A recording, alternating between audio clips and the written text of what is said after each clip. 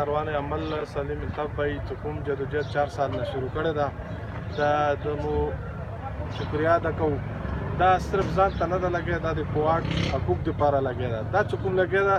دا اوسه پورې ایم پی ایم این ای دوره تکلیف نه ده تېر کړی ریلوې دپاره د هسپتال دپاره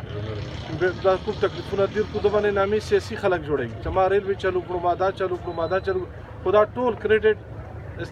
سلیم الطف بھائی ته چی ولې دنیا ګوري مطلب څه د یو احتجاج شروع کړی احتجاج د وجې نه دا ریلوې روانه شوه